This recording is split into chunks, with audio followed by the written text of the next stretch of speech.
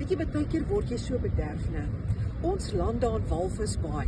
Nou moet ons by Henties Baai uitkom. Mense dink die baie is langs mekaar. Nee, hulle is amper 120 km uit mekaar. En toe staan hierdie Indongo Toyota daar en gee vir my hierdie cross om mee te ry. Ek was nie cross nie, ek was bly.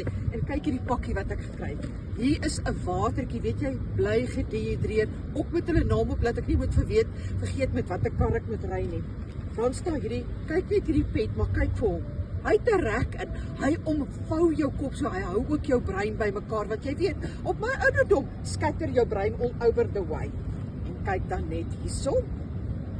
Ja, maar omdat ek nou so speknek is, het ek besluit, ek gaan my maatie armband verruil vir hierdie bloedrooi Toyota Indongo, kyk net, jewelry. Dan natuurlik, sweeties. As mens nou 'n bietjie met jou man wil vry, dan pak jy die sweeties op die gras uit en dan sê jy vir die kinders, hulle moet dit weer optel. Jelly tots. Hoe's tot? Jelly se. En kyk hierdie hoë kwaliteit besigheidskaartjies. Weet jy, ek gaan dit nou gebruik vir boekmerke in al my hygromans wat ek lees.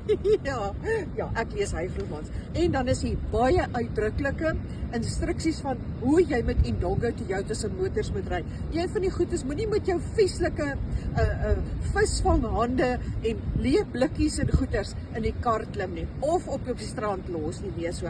As jy nie hierdie kan verstaan nie, dan verstaan jy nie waaroor die lewe gaan nie. En dan is die pakkie is boonop pikswart binne-in, jy weet, soos daai nagtelike misterie.